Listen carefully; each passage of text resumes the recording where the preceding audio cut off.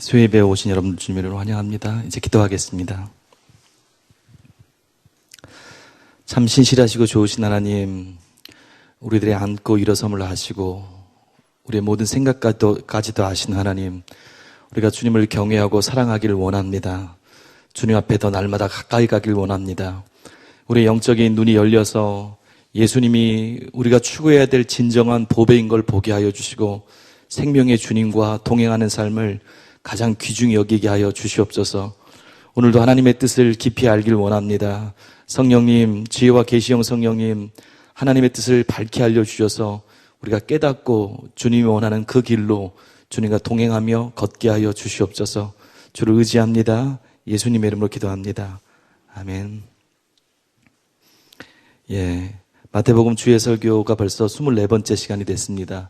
그래서 오늘은 마태복음 주의 설교 시간으로서 23장 말씀을 함께 보기를 원하는데요. 이미 언급한 대로 마태복음 21장부터는 예수님께서 이 땅에서의 마지막 사명을 감당하시기 위해서 예루살렘에 입성하셔서 그곳에서 벌어지는 일들에 관한 것입니다. 지난 시간에 저희가 마태복음 22장을 말씀 보았습니다. 거기에서 보니까 혼인잔치의 비유를 통해서 어떤 내용이 있어요? 하나님의 초대에 반응하지 못한 이스라엘 백성들에게 심판이 임합니다. 예수님이 오셨는데도 반응하지 못해요. 도리어 그들이 전혀 예상치 못했던 불의의 사람들이 예수님의 초대에 응함으로, 하나님의 초대에 응함으로 하나님 나라의 새로운 백성이 되는 그런 모습이 나옵니다. 혈통이나 외적 조건이 하나님 나라에 들어가는 것이 아니라는 것들, 모든 것이 다 새로워진 것을 볼 수 있습니다. 또한 마태복음 21장 후반부는 두 아들의 비유와 포도원 농부 비유, 그리고 22장의 혼인잔치 비유를 통해서 예수님께서 메시아이신 자신을 알아보지 못하고 도리어 하나님 나라에 반응하지 못하는 그들에게 책망해 주시는 거예요. 깨달으라고. 너희가 바로 그 하겠다고 해놓고 하지 못했던 그런 아들이고, 포도원 농부 비유처럼 그런 자들이고, 혼인잔치에 초대받았지만 도리어 거절했던 그런 모습이다. 깨달아라. 그렇게 말씀하세요. 그런데 어떤 마음이 있습니까? 자기를 버릴 마음이 없으니까 거절하기 시작하는 거예요.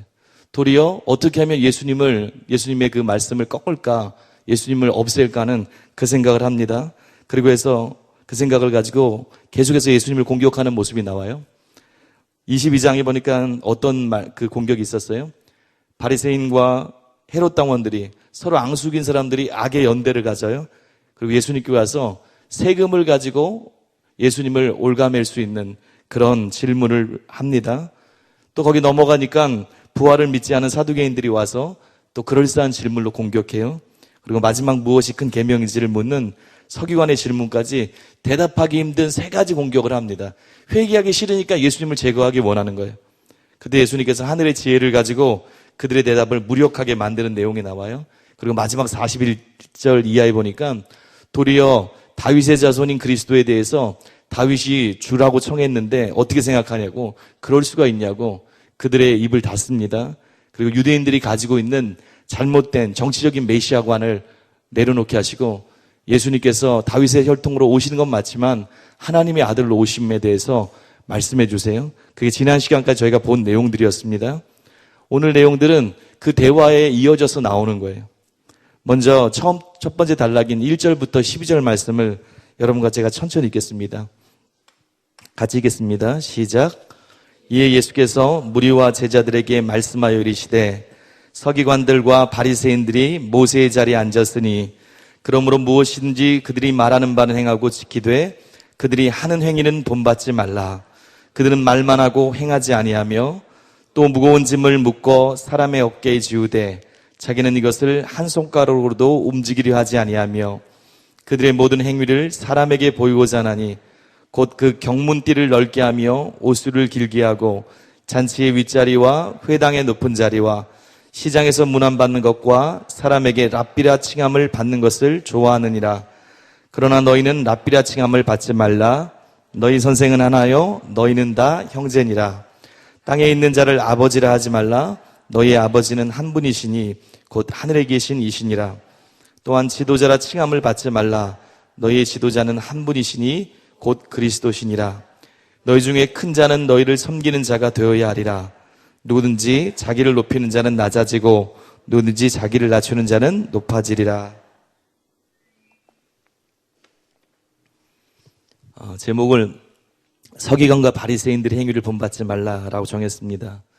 21장과 22장에서는 주로 예수님께서 비유나 논쟁 같은, 어떻게 보면 논쟁은 직접적인 것 같지만 비유를 들어서 또 어떤 대화를 통해서 실제를 드러내는 간접적인 방법으로 서기관과 바리새인 등 이스라엘 종교 지도자들의 문제를 지적하셨어요. 근데 이제는 달라요. 예수님께서 직접적으로 지적하시기 시작하십니다. 또한 이 단락은 13절 이하부터 전개되는 서기관과 바리새인들에 대한 심판 선고와 저주에 대한 서론에 해당되는, 왜 그런 심판과 저주를 받게 됐는지 그 실체가 드러나는 서론 같은 역할을 하는 부분입니다. 1절에 보니까 이 대화의 대상이 나와요. 누구에게 말씀하고 있습니까? 무리와 제자들이라고 나와 있어요. 제자들은 이해가 됩니다. 근데 무리는 어떤 사람들이었어요? 예수님의 공생의 기간에 졸졸 따라다녔던 사람이에요.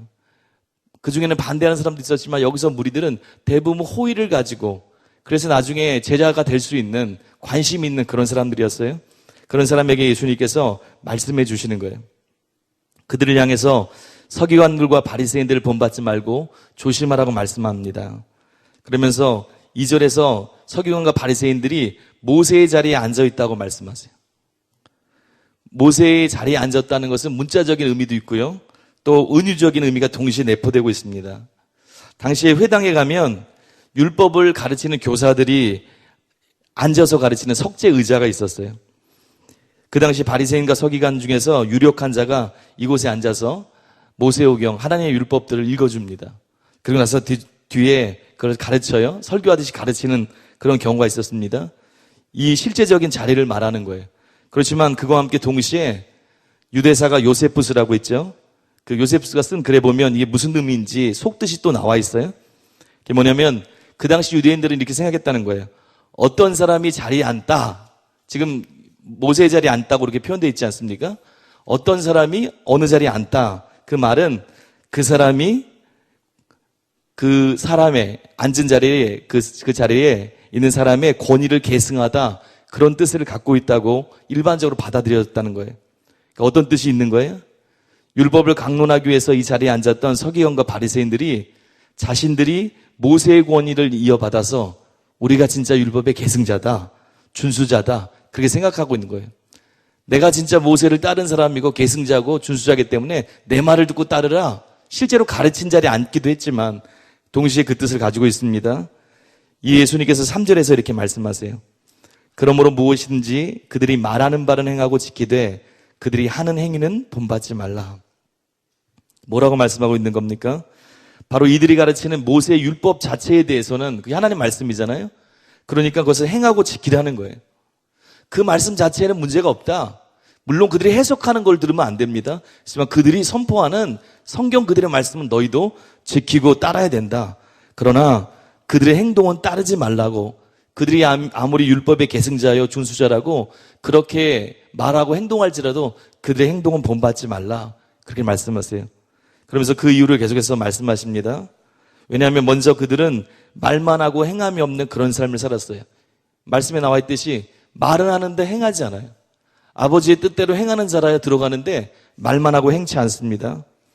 또한 4절에 있는 것처럼 그들은 하나님의 말씀을 본래의 의미를 바르게 가르치는 것 대신에 자의적인 해석을 했어요. 진짜 성경이 무엇을 말하는가, 그것보다 자신들의 생각과 뜻대로 연구한 대로 그냥 얘기했어요. 그래서 우리가 알듯이 여러 번 들으셨을 거예요. 율법을 613가지 규범과 조항으로 세분화했어요. 그리고 그것을 지키라고 사람들한테 구체적인 방법을 막 얘기해 주는 거예요. 여러분과 제가 지켜야 되는 대상이라고 생각해 보세요. 얼마나 무거운 짐입니까? 돕는 사람이어야 되는데 하나님의 말씀을 똑바로 해석하지 못해서 무거운 짐을 짊어주는 거예요. 그러면서 실상 그들은 그 짐을 대신 지거나 나누거나 하는 데는 손가락 까딱하지 않을 정도로 아무 신경을 쓰지 않고 살았습니다. 그러니까 본받을 수가 없는 거죠. 또 5절에 보는 것처럼 그들은 사람들에게 보이는 것만 신경 쓰는 외식적인 삶을 살았어요. 5절 보니까 그들의 모든 행위를 사람에게 보이고자 하나니 곧 그 경문띠를 넓게 하며 옷을 길게 하고. 제가 인터넷으로 그 유대인들의 모습을 이렇게 사진을 보고 나왔습니다. 여러분, 경문이라는 게 뭐냐면 성경 구절을 넣은 작은 가죽통이에요. 유대인들 여러분 보신 적 그냥 지나가는 사람 말고요. 기도하는 유대인들 그 사진도 한번 봐보세요. 그러면 어떤 게 있냐면 머리나 이런 손목에 끈으로 이렇게 둘러가지고 무슨 가죽 같은 거 통을 달랑달랑 달고 있어요. 무슨 뿔처럼. 이게 뭐냐면 신명기 6장 8절에 보니까 너는 또 그것을 내 손목에 매어 기호를 삼으며 내 미간에 붙여 표로 삼고 하나님을 사랑하라고 경외하라고 그 말씀은 출애굽기 13장 9절에 보니까 이것으로 내 손의 기호와 내 미간의 표를 삼고 여호와의 율법이 내 입에 있게 하라. 이는 여호와께서 강하신 손으로 너를 애굽에서 인도하여 내셨습니다. 유월절에 대한 거예요. 이런 말씀을 근거로 해서 종교심이 많은 유대인들이 말씀을 물자적으로 순종한 거예요. 그래서 말씀을 집어넣고 통을 끈으로 매서 머리와 팔에 이렇게 두르고 있습니다. 또한 여기 오술이 나와요. 오술이 뭐냐면 신명기 22장 12절 보니까 너희는 너희가 입은 겉옷의 내 귀에 술을 만들지니라. 이 말씀을 근거로 했어요. 겉옷의 내 귀퉁이에 옷을 아시죠? 이렇게 뭐라고 표현해야 되나 그걸. 옷을 아시죠? 이렇게 실같이 쭉 나온 거. 예, 그것을 붙이고 다녔습니다. 근데 서기관과 바리새인들의 이마에 매는 경문에 띠가 있잖아요. 그거를 굵게 하는 거예요. 이것도 아마 크게 했을 것 같아요. 이게 차이가 있는 것 같더라고요. 왜 그러니까 나는 하나님의 말씀을 이렇게 생각하고 지키는 자다. 봐라. 내가 바로 그 바리새인이다. 겉으로 보여주는 거예요. 옷을 조금만 내려도 되는데 칭칭 길게 하는 거예요. 나는 하나님의 말씀을 지키는 자다. 난 종교심이 뛰어난 자다. 외적으로 보이려고 했습니다. 또한 6절에서 7절에 있는 것처럼 그들은 사람들에게 대접받고 인정받는 것을 추구했어요. 하나님의 말씀을 전하고 하나님을 따르는 것, 하나님을 사랑하고 경외해서가 아니라 자기가 인정받고 대접받는 길, 출세의 길로 생각했어요. 6절에 7절 보니까 어떻게 나와 있습니까? 6절 7절에 잔치의 윗자리와 회당의 높은 자리와 시장에서 문안받는 것과 사람에게 랍비라 칭함을 받는 것을 좋아하느니라. 잔치에 가면 출입구에서 제일 안쪽에 잔치의 주역이 있습니다. 유대인 그 잔치를 보면 출입구에서 제일 먼 곳 안쪽에 주역이 있어요. 상이 있고요. 그 오른쪽 끝에 가면 유대인들 잔치할 때 이렇게 비스듬히 이렇게 누워서 해요. 그러니까 몸을 틀거나 고개를 막 돌리지 않아도 식탁 전면을 쫙 볼 수 있는 최고의 자리, 그 자리가 윗자리 상석이에요. 근데 이 자리는 누가 앉습니까? 가장 귀한 손님이 앉는 거예요. 잔치에 가는데 축하하러 가는 게 아니라 내가 빨리 가서 조금 그 기회를 얻어서 저 자리에 앉아야 되겠다. 그래야 사람들이 야, 저 사람 누구길래 저 상석에 앉아있나. 폼 난다 한마디로. 그것만 관심 있는 거예요. 또 높은 자리라고 있습니다. 회당에 가면 예루살렘을 향하여 배치된 회당 내부 중에서 사람들을 정면으로 바라볼 수 있는 회당 관리자가 있어요. 회당 관리자가요. 맡은 자. 그 바로 옆. 궤 앞에 우측 상단의 자리입니다. 이 자리는 존경받는 자들 및 회당의 지도자들이 앉는 자리예요. 바리새인들이 또 서기관들이 왜 회당에 갑니까? 왜 회당에 가죠? 예배드리러 가는 거예요.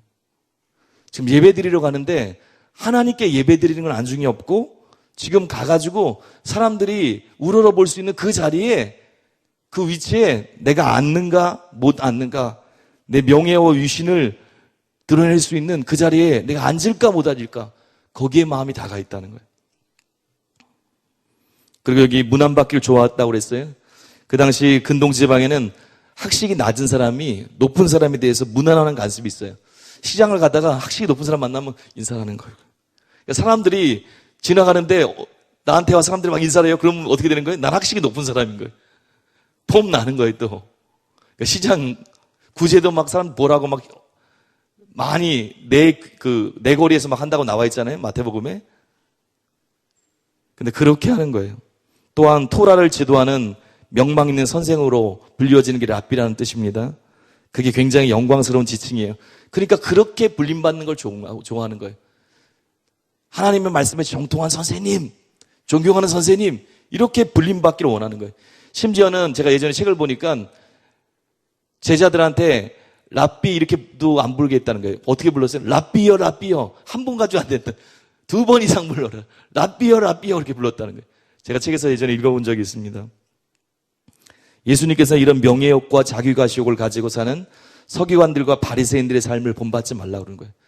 그들은 하나님의 말씀을 맡은 자들이다.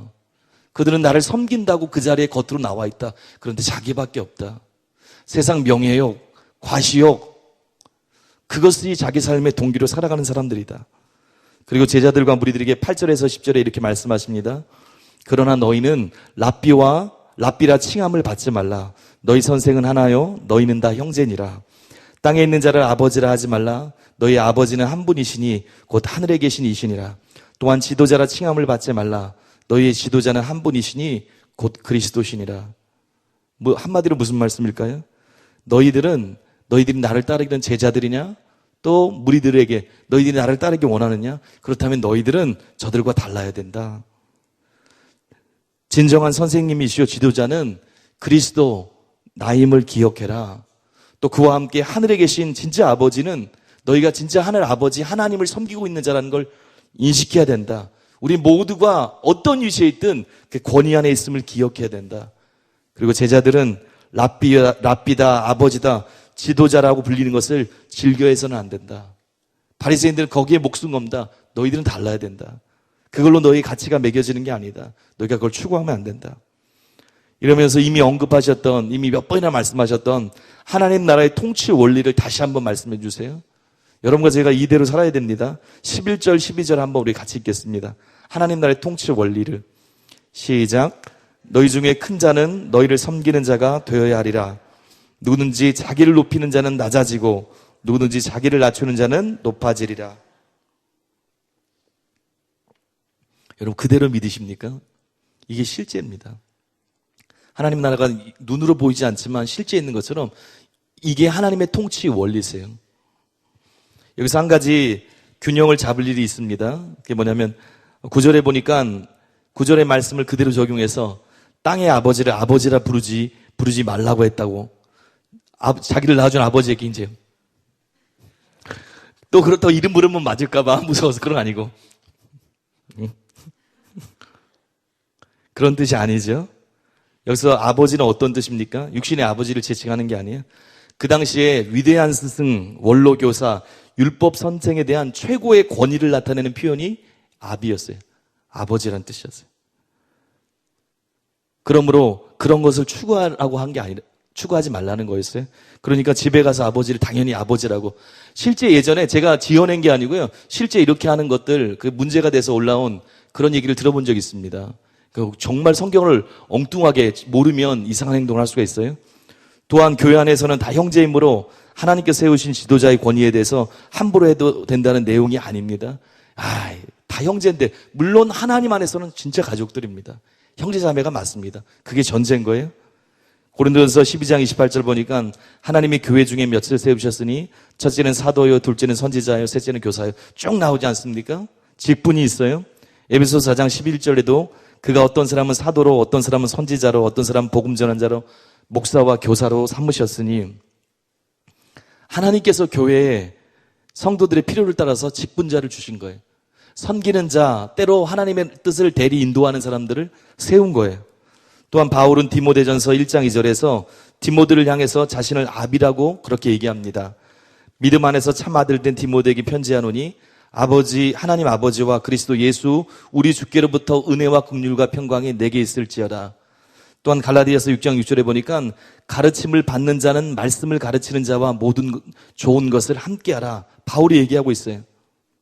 이처럼 교회에서 어떤 영적인 질서들 그걸 무시하는 내용이 아니에요. 또 서로 존중하고 사랑하고 그것을 멈추게 하는 게 아닙니다. 따라가고 하나님의 대리인으로서 배우는 그것도 그게 아니라는 뜻이 아니에요. 그렇지만 하나님이 계신 것을 다 기억하는 거예요. 하나님 안에서 한 가족인 걸 기억하는 거예요. 그리고 주님을 따른 제자들은 그렇게 자기가 인정받고 호칭받고 그걸 좋아해서는 안 되고 주님을 본받아서 겸손하게 섬기는 자리, 서로를 사랑하고 존중하는 그 자리로 나아간다는 거예요. 여러분 세태가 참 안타깝습니까? 안타깝습니다. 예수님께서는 서기관과 바리새인들에게 명예를 탐하고 외식적인 모습을 지적하셨는데 우리가 많이 들었던 것처럼 교계에서 소수가 아닌 소수여도 문제인데 소수가 아닌 목회자들이 이런 모습을 보이는 현상으로 나아가고 있습니다. 교단과 단체들에서 명예를 탐하고 겸손히 섬기는 자가 되기보다는 대접받고 높아지는 것들을 좋아하는 그래서 잘못된 생각을 가지고 명예를 위해서 가짜 박사가 제일 많은 곳이 부끄럽게도 그 중에 하나가 목회자 세계라고 그래요. 왜? 박사학위가 없으면 큰 교회를 못 들어간다고 그래요. 왜? 그게 기준인 거예요. 예수님의 기준은 그게 아닌데, 물론 성도들을 가르칠 실력이 있어야 되고 그런 어떤 조건은 필요합니다. 그렇지만 이런 외적인 게 아니에요. 그러니까 이게 병적으로 되니까 바리새인들처럼 가짜 박사가 난무하는 거예요. 또한 가운을 입고 그런 말투로 설교해야 그게 권위가 있다고 생각하는 일부 사람들도 있습니다. 근데 이것은 절대로 하나님 나라의 문화가 아닙니다. 주님이 기뻐하는 것이 아니에요. 권위는 그런 곳에서 나오지 않습니다. 여기 있는 것처럼 주님의 통치 가운데 거할 때, 그리고 오늘 말씀해 준 것처럼 섬기는 자가 되고 하나님의 사랑으로 주님의 뜻을 행하는 통로가 될 때, 그때 하나님께서 함께 하심으로 그 일이 이루어지는 거예요. 우리도 외적인 모습이 아니라 우리의 내면의 동기를 살펴야 됩니다. 자꾸 살펴야 돼. 난 도대체 무엇을 신경 쓰고 살고 있는가? 여러분들 좋은 분들이죠. 그래도 살펴야 되는 거예요. 나는 도대체 무엇을 신경 쓰며 살고 있는가? 나는 무엇이 제일 힘든가? 혹시 교회 내에서 남들이 인정해 주지 않으면 금방 힘들어하지 않습니까? 그러면 그게 일반적인 어떤 사람은 인정받고 싶어하는 그런 마음이 기본적으로 있기 때문에 어느 정도는 정상적이라 할지라도 그것이 계속 작은 것에서 그렇다면 내 자신을 돌아봐야 되는 거예요. 예수님께서는 빌립보서에서 말씀하는 것처럼 하나님과 동등됨을 취하지 않고 성육신하시고 낮추시고 죽기까지 복종하셨어요. 우리가 누구지요? 예수님 따른 진짜 제자입니다. 이름만 제자가 아니라 정말 따른 자들이에요. 그러면 주님이 보여주신 그 길을 걸어야 되는 거예요. 오늘 주님께서는 하나님 나라의 백성된 삶, 제자도의 핵심이 외향적인 모습이나 넓은 경문띠나 긴 옷술에 있는 것이 아니고 섬김과 겸손에 있다고 또 말씀해 주셨어요. 잘 알지만 한번 따라해 보십시오. 하나님의 나라는 굴림이 아니라 섬김의 나라입니다. 담임 목사님께서 여러 번 말씀해 주세요. 하나님의 나라는 굴림하는 나라가 아니고 통치는 섬김의 나라입니다. 섬기는 자, 사랑하는 자, 그 사람이 주님 보시기에 큰 자입니다. 이제 본격적으로 예수님께서 외식하는 서기관들과 바리새인들을 향해서 7가지 화 또는 저주의 심판을 선고하는 장면이 나옵니다. 전에는 비유나 대화 가운데 간접적으로 많이 얘기하셨다고 그랬어요. 이제는 구체적으로 조목조목 얘기하시면서 너희가 왜 심판을 받는지, 너희의 진짜 문제가 무엇인지. 위험하면 그렇잖아요. 도저히 못 알아듣고 위험하면 그렇게 정면으로 말씀하시잖아요. 마지막 심판 선고를 하시는 모습들이 있어요. 이들이 현 상태를 계속 유지할 경우 당하게 되는 궁극적인 멸망에 대한 경고로서 예수님께서 화 있을진저로 시작되는 7가지 책망을 선포하십니다. 화가 있다는 헬라어가 우아이라는 표현이에요. 장례식에서 막 통곡하는 소리랑 비슷합니다. 오, 슬프다, 아니면 아이고, 이렇게 해석할 수도 있어요. 또 저주가 있을지어다 라는 선언으로도 동시에 해석할 수가 있습니다. 7가지예요. 제가 7가지 볼 때 많은 분들이 그런 생각을 할 거예요. 마태복음 5장에 보면 팔복의 사람이 있습니다. 이 화가 있다는 뜻이 뭐와 정확히 반대라면 복이 있다는 것에 정확히 반대예요. 마태복음의 5장의 팔복에 보면 마카리오이 그러잖아요. 어떤 사람은 행복하나니, 복이 있나니, 행복하다는 뜻이고 그게 가장 복된 상태라는 표현, 그 2가지라고 그랬어요.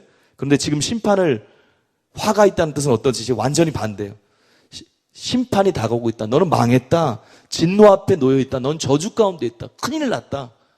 그런 뜻을 내포하고 있어요. 7가지나 그런 얘기를 하세요. 7가지 모습을. 예수님께서 이들의 어떤 모습을 향해 탄식하시고 심판을 외치시는지 함께 살펴보기로 하겠습니다. 먼저 13절에서 15절입니다. 앞부분이 조금 긴데요. 뒷부분은 7가지는 짧게 하면서 저희가 정리해 나가겠습니다. 먼저 13, 14절은 없으니까요. 13절, 15절 우리 2개 나오는데요. 우리 함께 읽겠습니다. 시작. 화 있을진저 외식하는 서기관들과 바리새인들이여, 너희는 천국문을 사람들 앞에서 닫고 너희도 들어가지 않고 들어가려 하는 자도 들어가지 못하게 하는도다. 화 있을진저 외식하는 서기관들과 바리새인들이여, 너희는 교회인 한 사람을 얻기 위하여 두루 다니다가 생기면 너희보다 배나 더 지옥 자식이 되게 하는도다. 첫째 화와 둘째 화, 첫째와 둘째 화 이렇게 정했습니다. 두 가지 화에 대한 내용을 말씀하세요. 구체적인 내용보다 그들의 역할에 대해서 먼저 말씀하십니다. 주님은 서기관들과 바리새인들을 향해서 외식하는 자들아 그렇게 말씀하세요. 화 있을진저 외식하는 이렇게 말씀하세요. 이미 말씀드린 것처럼 이 외식한다는 게 어떤 뜻이라고요? 영국 배우가 가면을 쓰고 있는 거예요. 자기의 실제 모습이 아닌 거예요. 공동번역 보니까 되게 정확하게 표현했어요. 위선자란 뜻이에요. 쉽게 말해서 위선자들아 그런 거예요. 위선자인 서기관과 바리새인들아 화가 있을지어다 그렇게 말씀하시는 거예요. 그러면서 그들이 심판을 면할 수 없는 첫 번째 이유가 심판을 당하는 또한 13절에 있는 것처럼 그들은 율법을 맡은 자로서 사람들에게 바르게 가르침을 통해 그들을 천국문으로 인도해야 될 책임이 있는데 반대로 진리를 바르게 알지 못하고 전하지 못함으로 자신도 들어가지 못할 뿐 아니라 다른 사람들도 들어가지 못하게 한다는 거예요. 그러기 위해서 많이 외치는 거예요. 이게 실상인 겁니다. 병행구인 누가복음 11장 52절 보면 이 모습을 이렇게 쉽게 표현해요. 화 있을진저 너 율법 교사여 너희가 지식의 열쇠를 가져가서 너희도 들어가지 않고 또 들어가고자 하는 자도 막았느니라 하시니라. 문이 있는데 열쇠를 가져가 버렸어요. 남도 못 들어가게 하고 자기도 못 열어요. 자기도 못 가고 남도 못 가요. 천국문으로 인도해야 될 율법을 막고 가르쳐야 될 하나님의 진짜 뜻을 말해야 될 사람이 자기가 제대로 모르고 남도 못 가르침으로 인해서 둘 다 못 가는 거예요. 둘째 화의 내용에서 이 모습이 더 적나라하게 나와요. 뭐라고 나옵니까? 그들이 유대교 개종자를 얻기 위해서 힘씁니다. 막 돌아다니면서 얻어요, 개종자를. 결국 얻고 나면 어떤 일을 해요? 할례를 받게 합니다. 또 성전세를 내게 해요.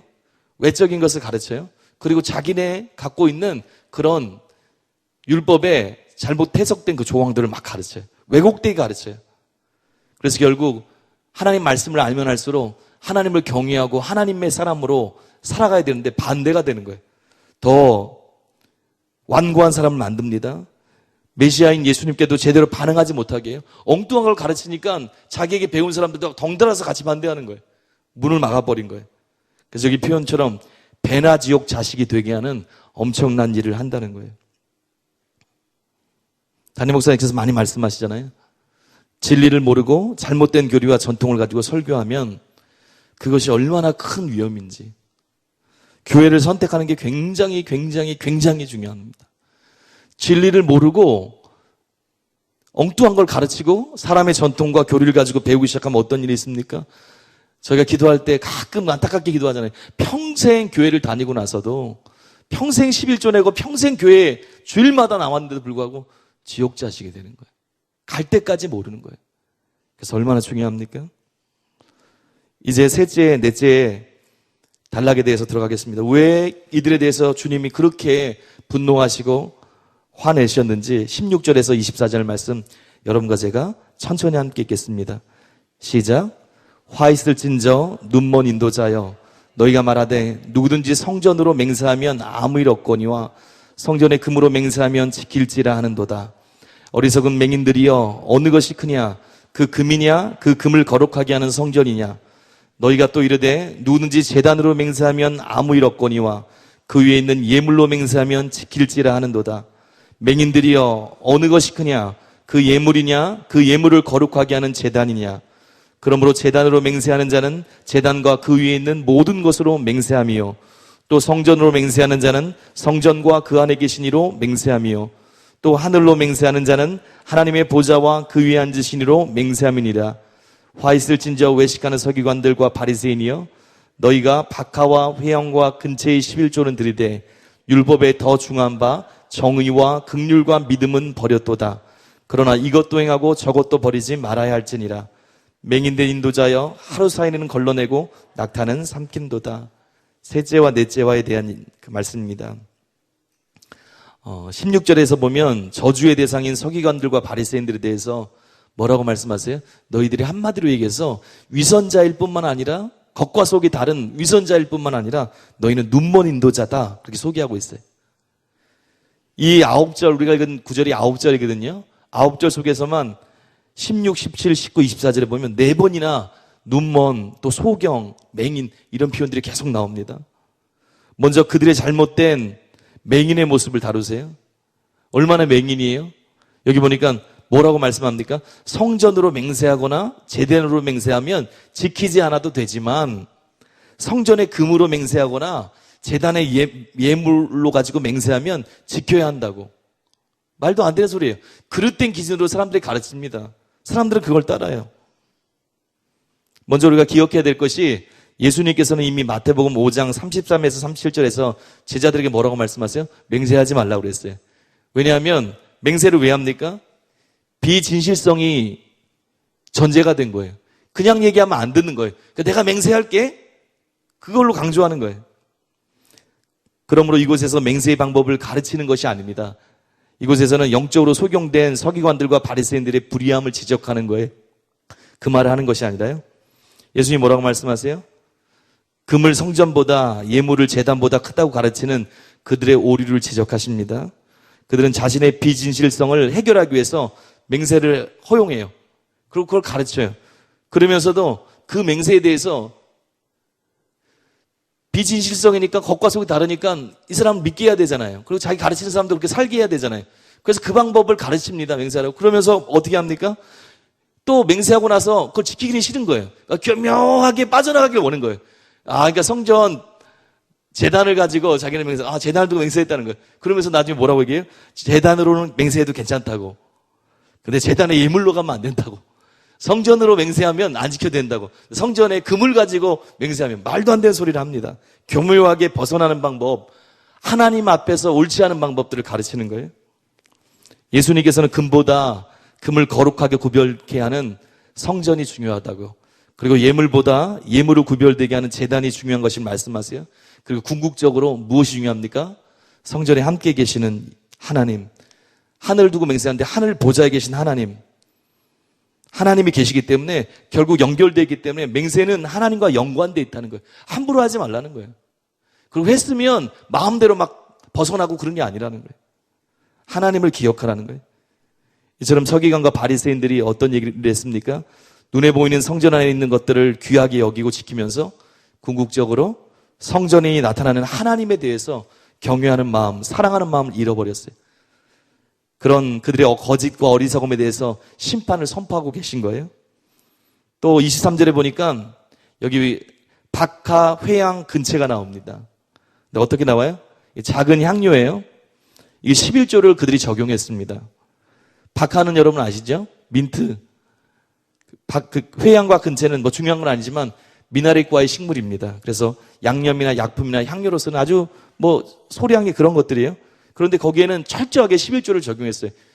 그런데 정작 율법이 요구하는 11조를 적용했던 이유가 율법에 있는 것들을 지키기 위해서 그렇게 가르친 거예요. 세세하게. 근데 진짜 율법이 얘기하는 하나님의 뜻인 율법의 정신 가장 중요한 것, 정의, 긍휼, 신의에 대해서, 믿음에 대해서는 놓치고 산다는 거예요. 그러니까 너희가 소경이지 그러는 거예요. 무엇이 중요하느냐? 주님 말씀하시는 거예요. 그걸 대수롭지 않게 여겼어요. 이들의 모습에 대해서 24절에서 주님이 탄식하면서 이렇게 말씀하십니다. 우리 한번 읽어볼까요? 24절 한 구절만. 시작. 맹인된 인도자여 하루살이는 걸러내고 낙타는 삼킨도다. 너희들이 지금 무엇을 하고 있는 줄 아느냐? 하루살이는 걸러내면서 낙타를 통째로 삼키고 있다. 이게 너네 진짜 모습이다. 주님의 모습으로 우리의 실상을 봐야 됩니다. 유대인들은 하루살이를 부정한 곤충으로 취급했어요. 포도주를 담급니다. 음료였잖아요. 포도주를 담그는 거예요. 그런데 거기에 담그다 보면 뭐가 들어갑니까? 하루살이가 들어가는 거예요. 자신은 정결한 자들이에요. 정결한 자. 주님의 율법을 조금이라도 어기지 않는 경문의 띠를 막 굵게 하고 크게 하고 막 옷수를 길게 하는 그런 사람들이에요. 그러니까 어떻게 합니까? 무의식적으로라도 하루살이가 포도주에 들어갔으면 나중에 이렇게 싹 많은 걸 상상할 필요는 없고요. 없어질 거 아니에요. 거의 잘 안 보일 거 아니에요. 쬐끄만 거니까. 그런데도 어떻게 합니까? 포도주를 마시기 전에 채를 딱 가지고 싹 걸렀어요. 왜요? 나는 무의식적으로라도 하나님이 부정하다 생각했던 이 하루살이 곤충을 나는 먹을 수가 없어. 그렇게 정결한 자야. 그렇게 생각했습니다. 그래서 걸려서 마셨다고 그래요. 그런데 낙타가 어떤 동물입니까? 전에 한번 말씀드린 것처럼 팔레스타인에서 가장 큰 짐승이에요. 레위기 11장 4절에 보면 먹을 수 없는 부정한 짐승으로 나와 있어요. 그런데 지금 어떻게 하는 거예요? 이들의 모습이요? 하루살이는 걸러내면서 낙타는 통째로 삼키고 있는 거예요. 먹어서는 안 돼. 그 큰 것을 먹고 있는 거예요. 야, 너희가 겉으로 하나님의 말씀 이러거라 하면서 박하와 회양과 근처에 11조 하나하나 일일이 따지면서 겉으로 보기에 신앙생활을 이렇게 하는 거야. 요렇게 사역해야 돼. 요렇게 해야 돼. 야, 나는 요거까지도 지켜. 일일이 그렇게 신경 쓰는 것 같으면서 하나님의 뜻이 진짜 뭔 줄 아냐? 너희 삶에 정의가 있는 것이다. 너희 마음이 공의로운 하나님을 닮아서 공의로운 삶을 사는 것이다. 너희 마음이 자비로운 하나님의 마음을 알아서 긍휼히 여김을 갖는 삶을 사는 것이다. 그리고 신실한 사람이 되는 것이다. 근데 너희는 그것을 걸러내고 있다. 그걸 다 놓치고 있다. 그들이 율법의 형식과 절차를 귀하게 여기지만 더 중요한 건 하나님을 향한 진실함과 사랑과 믿음을 저버린 어처구니 없는 모습을 하고 있는 걸 주님께서 심판하고 계세요. 지금 말씀하고 계십니다. 이제 5번째, 6번째로 넘어가겠습니다. 25절부터 28절인데요. 한번 같이 읽겠습니다. 시작. 화 있을진저 외식하는 서기관들과 바리새인들이여 잔과 대접의 겉은 깨끗이 하되 그 안에는 탐욕과 방탕으로 가득하게 하는도다. 눈먼 바리새인이여 너는 먼저 안을 깨끗이 하라. 그리하면 겉도 깨끗하리라. 화 있을진저 외식하는 서기관들과 바리새인들이여 회칠한 무덤 같으니 겉으로는 아름답게 보이나 그 안에는 죽은 사람의 뼈와 모든 더러운 것이 가득하도다. 이와 같이 너희도 겉으로는 사람에게 옳게 보이되 안으로는 외식과 불법이 가득하도다. 5제와 6제 화입니다. 예수님께서 이들에게 계속해서 뭐라고 말씀하세요? 위선자여 소경이라고 말씀하세요. 그러면서 그 이유에 대해서 또 말씀하십니다. 너희가 잔과 대접의 겉은 깨끗이 한다. 그런데 실상 중요한 것, 그 속에 너희 심령을 보면 탐욕과 방탕으로 가득한 삶을 사고 있구나. 남들이 보는 것들은 깨끗해 할지 모르지만 너희 심령은 하나님이 기뻐하지 않는 삶으로, 죄된 삶으로 가득하구나. 그러면서 겉보다 먼저 심령이 깨끗해야 말씀하세요. 마태복음 7장 15절 말씀이 생각납니다. 거짓 선지자들을 삼거라. 양의 옷을 입고 너에게 나오나 속에는 노략질하는 일이라. 그들의 열매로 그들을 알리라. 쭉 나오잖아요. 또한 27절에서 그들의 모습을 회칠한 무덤과 같다고 말씀하세요. 회칠한 무덤이 있습니다.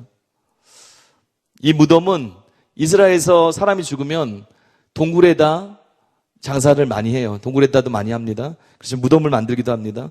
이 무덤은 들판이나 길 옆에 있는 가난한 자들의 무덤입니다. 랍비들이 1년에 한 번씩 또 하는 게 있어요. 에스겔서 39장 15절에 근거해서 6월절 전 아달월 15일에 횟가루를 가지고 갑니다. 그리고 횟가루를 뿌리게 해요. 어디다 뿌립니까? 이 길거리 가난한 자의 무덤에 뿌립니다. 치장을 위한 것이 아니라 이제 쪼고 있으면 6월절 순례자들이 곳곳에서 오잖아요. 그런데 순례자들이 이게 무덤인지 오래돼가지고 돌본 것도 없으니까 구별이 안 되는 거예요. 그러니까 시체나 무덤을 만지면 7일간 부정케 한다는 율법이 있잖아요. 민수기 19장 16절 뭐 이런 데 있잖아요. 그런데 모르고 앉는 거예요. 그러면 일주일 동안 6월절 그걸 못 하잖아요. 그러니까 그것을 돕기 위해서 무덤에 하얀 가루를 쫙 뿌려놔요. 깨끗하게 보이게 표시도 하면서 그렇게 합니다. 그러면 겉보기에는 깨끗해 보이고 잘 정리된 것처럼 보여요. 근데 그 속에는 여전히 뭐가 있어요? 죽은 시체가 있고 뼈들이 있고 더러운 것들이 있습니다. 마치 이들의 모습이 이와 같다는 거예요. 사람들에겐 거룩한 것처럼 행동하지만 겉보기에는 깨끗하게 정돈된 거 딱 티가 나온 것처럼 그렇게 보이지만 그들의 마음은 외식과 불법이 가득하다고 말씀하시는 거예요. 이들의 모습은 한마디로 하나님 나라에 속한 백성이 아니라 화를 면할 수 없는 거짓되고 불의한 자의 모습인 것입니다. 주님이 우리의 중심을 보세요. 주님이 우리 마음 가운데 주님의 마음을 찾고 계십니다. 이제 7번째 화에 대해서 마지막 7번째인데요. 그리고 정리하는 구절이 있는데요. 여러분과 제가 7번째 읽겠습니다. 29절에서 36절입니다. 우리 천천히 한번 읽겠습니다. 시작. 화 있을진저 외식하는 서기관들과 바리새인들이여 너희는 선지자들의 무덤을 만들고 의인들의 비석을 꾸미며 이르되 만일 우리가 조상 때에 있었더라면 우리는 그들이 선지자의 피를 흘리는데 참여하지 아니하였으리라 하니 그러면 너희가 선지자들을 죽인 자의 자손임을 스스로 증명함이로다. 너희가 너희 조상의 분량을 채우라. 뱀들아 독사의 새끼들아 너희가 어떻게 지옥의 판결을 피하겠느냐. 그러므로 내가 너희에게 선지자들과 지혜 있는 자들과 서기관들을 보내매 너희가 그 중에 더러는 죽이거나 십자가에 못 박고 그 중에서 더러는 너희 회당에서 채찍질하고 이 동네에서 저 동네로 따라다니며 박해하리라. 그러므로 의인 아벨의 피로부터 성전과 제단 사이에 너희가 죽인 바가랴의 아들 사가랴의 피까지 땅 위에서 흘린 의로운 피가 다 너희에게 돌아가리라.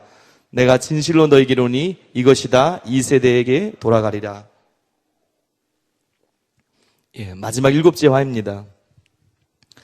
예수님께서 심판을 명하신 7번째 이유는 그들이 추앙받는 사람이나 영웅의 비석을 만드는 유대교의 전통적 관습을 지켰어요. 그런데 30절에 있는 것처럼 자신의 모습을 모른 채 만약 조상 때 자신들이 있었으면 자신들은 하나님이 보낸 선지자들을 못 알아보지 않았을 것이다. 그리고 그들을 거절하지 않고 그들을 죽이지 않았을 것이다. 그렇게 생각했다는 거예요. 그래서 우리는 그들 선지자들이나 위대한 하나님의 사람들을 추앙하고 따르고 닮기 원한다 하고 비석을 세운다는 거예요. 실제로 이런 일들이 많이 있었다고 그래요. 가장 악명 높은 자기 가족들도 막 자기 권력을 위해서 죽이고 막 부하들도 한꺼번에 수백 명 죽인 헤롯 대왕, 예전에 제가 말씀드렸어요. 헤롯 대왕도 어떻게 합니까? 사람들한테 잘 보이기 위해서, 이게 당연한 거니까, 명예로운 일이니까 솔로몬과 다윗의 무덤 등에 막 비석을, 대리석 기념비를 세우고 막 그랬다고 그래요. 그러나 주님은 그들이 자신의 실상을 모르고 그런 거짓된 행동을 하고 있다고 말씀하세요. 그러면서 32절에 너희가 너희 조상의 분량을 채우라 말씀하세요. 너희가 너희였으면 안 그랬을 거라고? 말도 안 된다. 너희 입이 스스로 그들의 후손임을 증거하고 있다. 너희는 당연히 이렇게 했을 것이다. 그러면서 너희는 너희 조상의 분량을 채우라. 뭐라고 말씀하시는 거예요? 조금 더 의학해 보면 어서 나도 죽여서 너희 조상들이 시작한 일을 마무리하라 그러는 거예요. 너희에 대해서 모르는구나. 너희가 얼마나 악하고 강팍한 사람인지. 자신의 실상이 하나님께서 보낸 선지자를 죽이고 박해했던 자신의 조상들과 같은 것을 모르는 그들을 향해서 33절에서 이렇게 말씀하세요. 뱀들아, 독사의 새끼들아, 너희가 어떻게 지옥의 판결을 피하겠느냐. 그러면서 앞으로 주님께서 하나님의 뜻을 전하는 선지자와 같은 사람들, 그리고 진리를 전하는 제자들, 그런 사람들을 많이 보낼 거라는 거예요. 그러면 너희가 어떻게 할 거라고요? 너희가 너희를 모르지. 너희가 그들을 너희 조상처럼 죽일 것이다. 더러는 십자가에 못 박고 채찍질하고 박해할 것이다. 그렇게 예언하세요.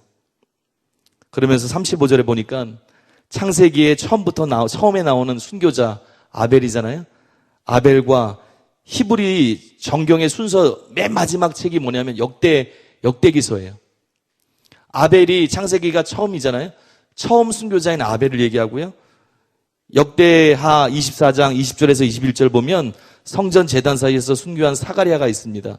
그 사가랴의 피까지 알파와 처음부터 끝까지라는 소리예요. 처음 순교자부터 모든 순교자까지 그 피값이 서기관과 바리새인들 그리고 메시아 예수님조차 배격한 이 악한 세대에게 돌아갈 것이다. 너희가 그렇게 끔찍한 일을 결국 메시아까지 죽이는 그 일들 그렇게 너희가 심령이 악해했다. 그렇게 말씀하세요.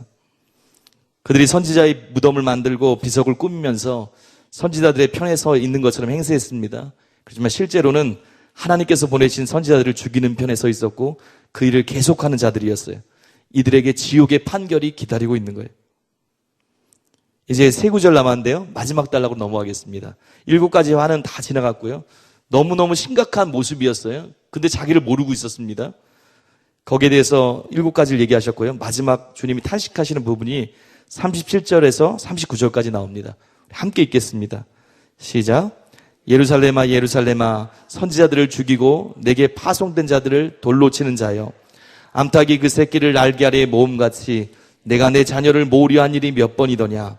그러나 너희가 원하지 아니하였도다. 보라 너희 집이 황폐하여 버림받아 되리라. 내가 너희에게 이르노니 이제부터 너희는 찬송하리로다. 주의 이름으로 오시는 이여 할 때까지 나를 보지 못하리라 하시니라. 예루살렘의 운명이라고 제목을 정했습니다.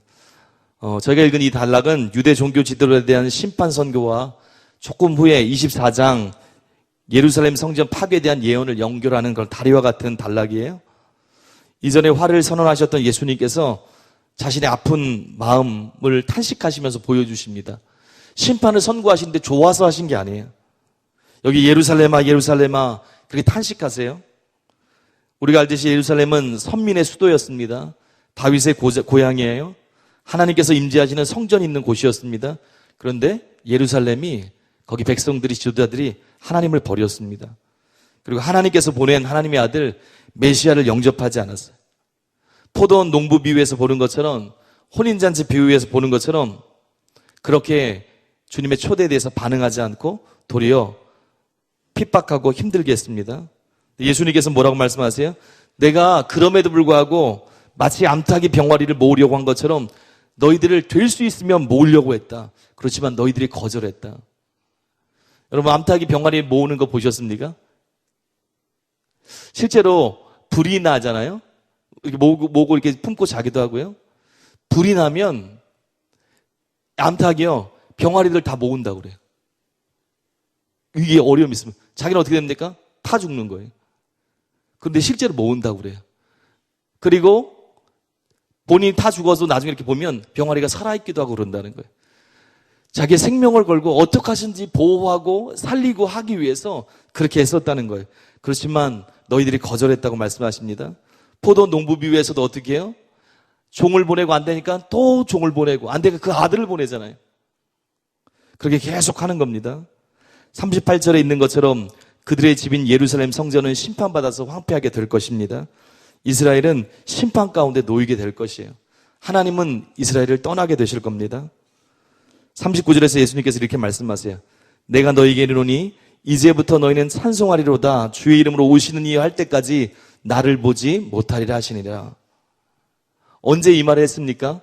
예수님께서 예루살렘에 입성하실 때 사람들이 시편 118편 26절을 인용하면서 예수님께 막 외쳤던 거예요. 찬송하리로라 주의 이름으로 오시는 이여. 막 그렇게 예수님을 환영했습니다. 근데 주님이 지금 뭐라고 말씀하세요? 그렇게 외쳤던 것처럼 이제는 세상 끝에 예수님께서 영광의 주로 오실 것. 너희가 지금 못 알아보지? 그렇지만 이제 내가 세상 끝에 영광의 주로 올 것이다. 그때 나를 보고 너희가 그렇게 고백하지 않을 수 없을 것이다. 너희 모든 자들이 고백할 것이다. 그와 동시에 그때까지는 너희가 나를 보지 못할 것이다. 이제 너희들의 죄악으로 너희는 심판받을 것이고 그때까지는 너희가 나의 실제 초청, 나의 실제를 보지 못할 것이다. 그렇게 말씀하세요. 말씀을 오늘 정리하겠습니다. 오늘 우리는 서기관들과 바리새인들을 향한 주님의 탄식과 책망을 보았습니다. 이것이 바로 넓게 보면 그 당시 보편적인 유대인들의 모습이기도 했어요. 여러분과 제가 우리를 잠깐 점검하기 보기를 원합니다. 주님이 우리에 대해서 어떻게 말씀하실까 생각해 보기를 원해요.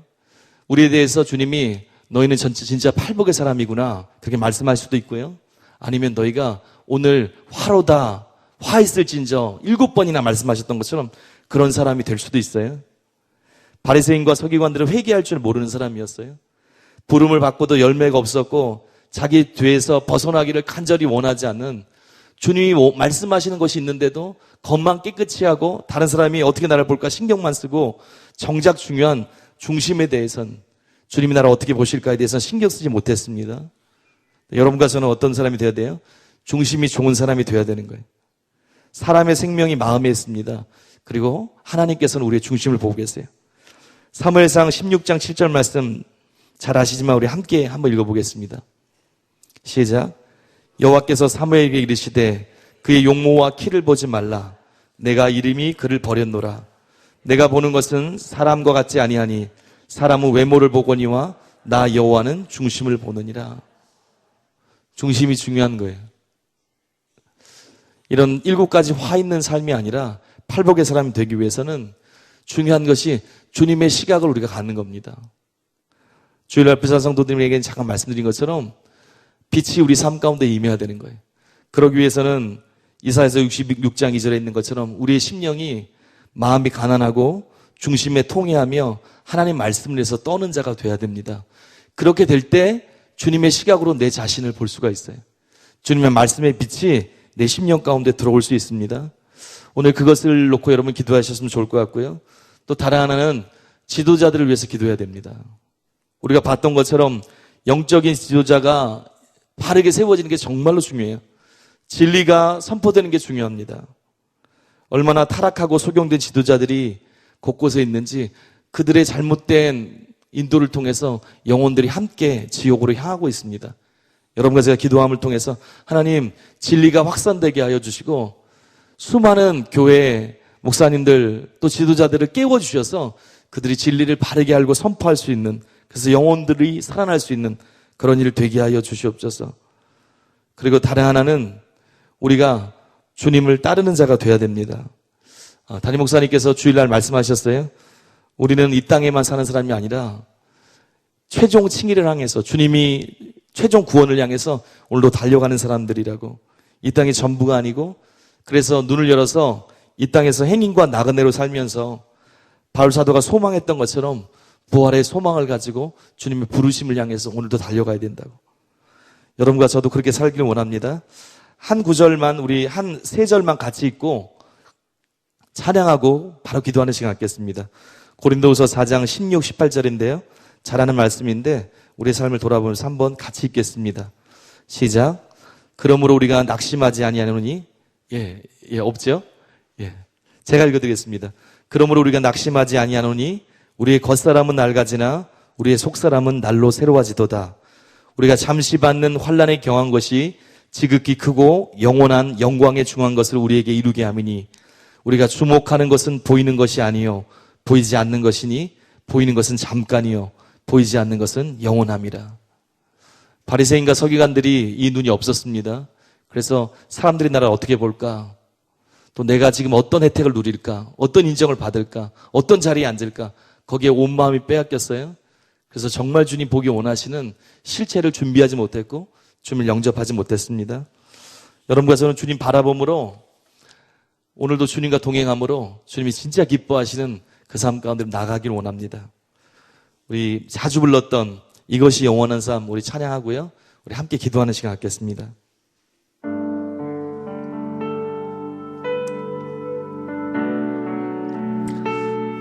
한 30초만 잠깐 생각해 보세요. 우리의 삶이 어떤지.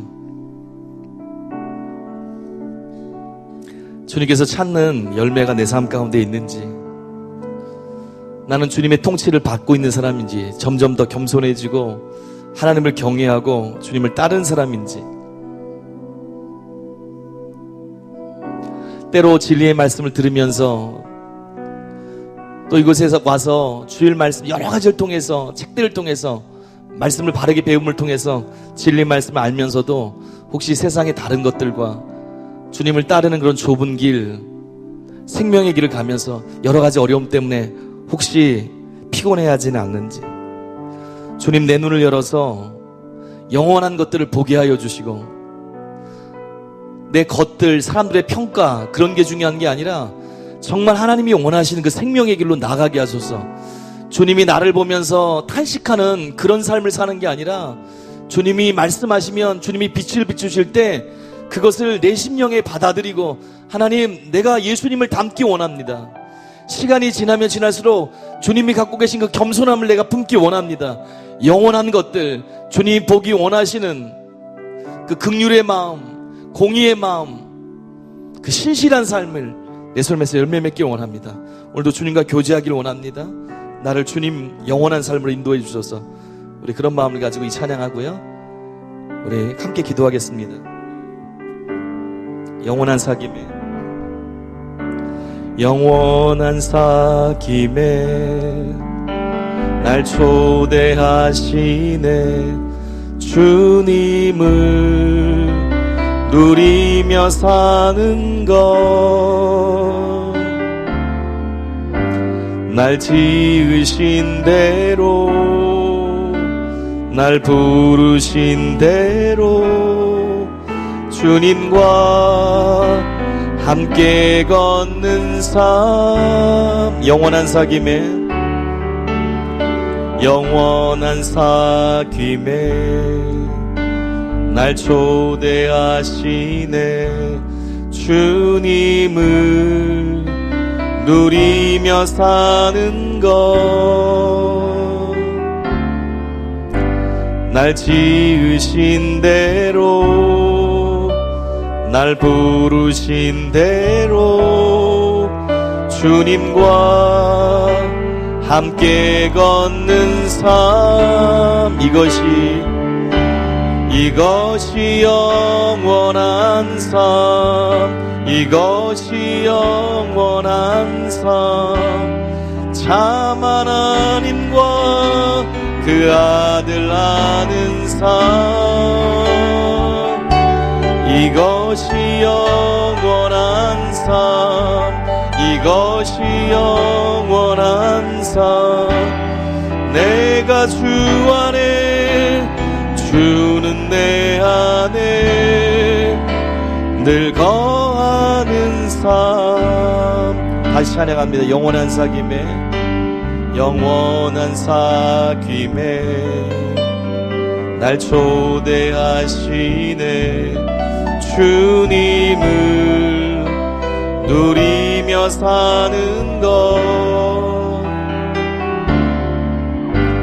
날 지으신 대로, 날 부르신 대로 주님과 함께 걷는 삶, 이것이 영원한 삶, 이것이 영원한 삶, 이것이 영원한 삶. 참 하나님과 그 아들 아는 삶, 이것이 영원한 삶, 이것이 영원한 삶. 내가 주 안에, 주는 내 안, 이것이 영원한 삶, 이것이 영원한 삶, 이것이 영원한 삶. 참 하나님과 그 아들 아는 삶, 이것이 영원한 삶, 이것이 영원한 삶. 내가 주 안에, 주는 내 안에 늘 거하는 삶. 함께 기도하겠습니다. 하나님 아버지, 우리가 주 앞에 나아갑니다.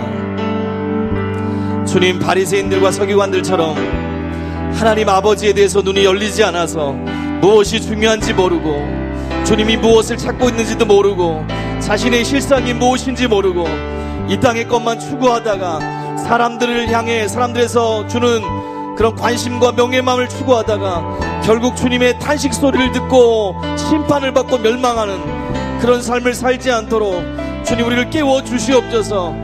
주님, 가장 귀한 것이 우리의 심령의 눈이 열려서 주님과 교제하며 진리의 말씀을 듣고 주님의 마음에 중요한 것이 무엇인지 듣고 생명의 좁은 길을 걷게 하여 주시옵소서.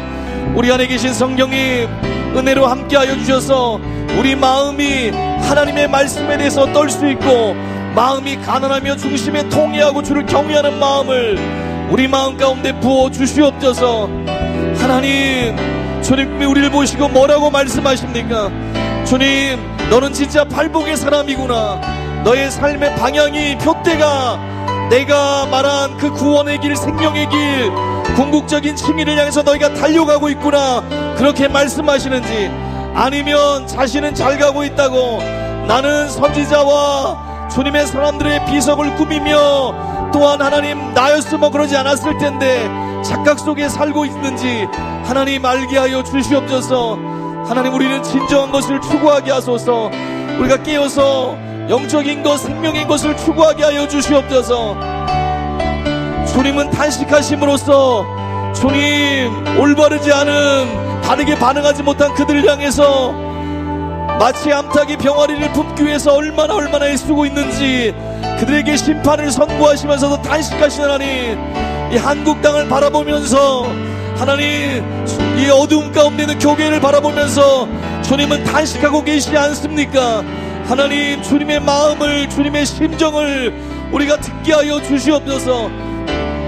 내가 어디서 나의 사람들을 찾으며 하나님의 법칙, 하나님 나라의 생명의 법칙을 따라 사는 사람들의 눈치를 보고 사람들의 사는 것을 보고 다들 저렇게 사는데 하면서 그 마음을 쫓는 사람이 아니라 천만인이 저렇게 저기를 갈지라도 나는 하나님이 말씀하신 생명의 길, 진리의 길을, 주님이 기뻐하는 그 길을 걷기 원합니다.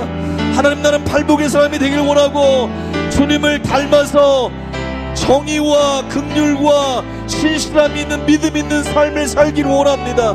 하나님, 나를 깨워주시옵소서. 그렇게 주님께 엎드리는 그런 삶을 살게 하여 주시옵소서. 하나님, 바리새인과 서기관들 얼마나 어리석은 삶을 살았습니까? 그들이 천국문을 여는 그런 역할을 감당하고 부르셨는데도 불구하고 그 부르심에 반대를 하면서 자기도 지옥에 가고 수많은 영혼들을 지옥에 가게 했던 것처럼 진리를 모르고 하나님을 잘 모르고 그냥 어떤 교리적으로 인간적인 생각으로 사람들의 눈치를 보며 다른 진리를 전하지 않음을 통해서 얼마나 이 땅에 많은 교인들이 어둠 가운데 있고 소경인들을 통해서 멸망으로 향하고 있는지, 그것이 주님 마음에 얼마나 큰 고통인지, 그것이 주님 마음에 얼마나 큰 아픔인지 우리가 느끼고 보게 하여 주시옵소서. 먼저 우리가 진리의 빛으로 깨어나게 하여 주소서. 먼저 우리 자신이 진리의 빛으로 깨어 일어나게 하여 주시옵소서. 그리고 하나님, 지도자들 향해서, 영적인 지도자를 향해서 기도하게 하여 주시옵소서. 하나님, 이 땅에 주님의 진리의 빛이 비추게 하여 주시옵소서. 주님, 이 땅에 주님이 주시는 새로운 영적인 변화와 부흥이, 각성이 있게 하여 주시옵소서.